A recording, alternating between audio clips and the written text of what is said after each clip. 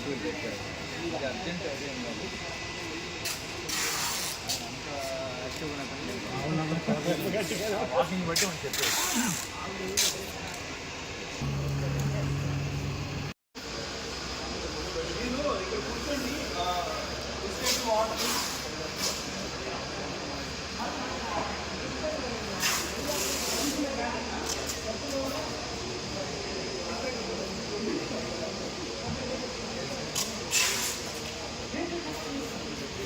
రోజుకి ఏం కాదు, ఇటువంటి ఈ రోజు కావాలంటే గన్నవరం హాస్పిటల్ పంపించి పిల్లలు ఇస్తాను. ఒక రోజు పిల్లలు ఏం కాదు, బ్రహ్మాండ పెట్టి ఇక్కడ మీ ఊర్లో బాగాలేదు కాబట్టి కదపండి.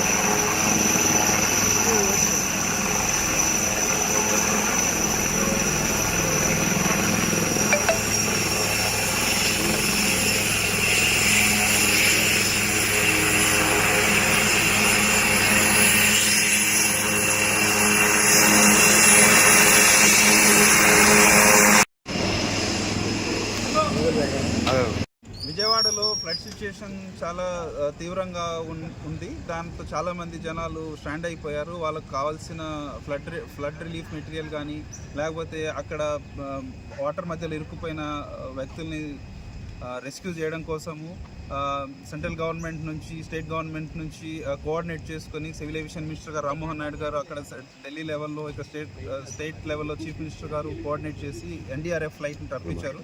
మార్నింగ్ 6:30కి ఫ్లైట్ ల్యాండ్ అవ్వడం జరిగింది. అలాగే ఇక్కడ నుంచి మనకు rescue operations and flood relief material కూడా వాటరు, బిస్కెట్ ప్యాకెట్స్, మిల్క్ ఇలాంటివి ఇక్కడ నుంచి పంపించడం జరుగుతుంది. ఒక నేవీ హెలికాప్టర్ ఒకటి ఇక్కడ నుంచి ఆపరేట్ అవుతూ ఉంది. ఆల్రెడీ ఒకసారి ఇక్కడ నుంచి మెటీరియల్ తీసుకెళ్ళి డ్రాప్ చేసి వచ్చి మళ్ళీ రెండో ట్రిప్ ఇప్పుడు వెళ్ళింది. ఇంకా ఇది కాకుండా ఇంకా 4 హెలికాప్టర్లు కూడా వస్తాయి. మార్నింగ్ వచ్చిన IL-76 హెలికాప్టర్లో IL-76 పెద్ద ఫ్లైట్లో ఇండియన్ ఎయిర్ ఫోర్స్ ఫ్లైట్లో 122 మంది ఎన్డీఆర్ఎఫ్ పర్సన్స్ రావడం జరిగింది. వాళ్ళతో పాటు చాలా ఎక్విప్మెంట్స్ కూడా తీసుకురావడం జరిగింది. మొత్తం అన్లోడ్ చేసేసి ఇప్పుడే జస్ట్ బయటికి పంపించడం జరిగింది. ఇప్పుడు మార్నింగ్ ఫస్ట్ ట్రిప్లో ఫ్లడ్ రిలీఫ్ మెటీరియల్ అండ్ అదే ఫుడ్ మెటీరియల్ తీసుకెళ్ళిన హెలికాప్టర్లో రిటర్న్ వచ్చేటప్పుడు ఇక్కడ సుబ్బారావు గారు అని ఒక వ్యక్తి వాటర్లో ఇరుక్కుపోయిన ఒక వ్యక్తిని రెస్క్యూ చేసి తీసుకురావడం జరిగింది. ఇప్పుడు ఆయన బయటకు వచ్చారు. సో సెకండ్ ట్రిప్ మళ్ళీ without stopping the engines navy officers time waste అవుతుందని చెప్పేసి ఇంజిన్ స్టాప్ చేయకుండా రీఫీలింగ్ చేసి అలాగే మెటీరియల్ మళ్ళీ లోడ్ చేసుకొని వెళ్ళారు.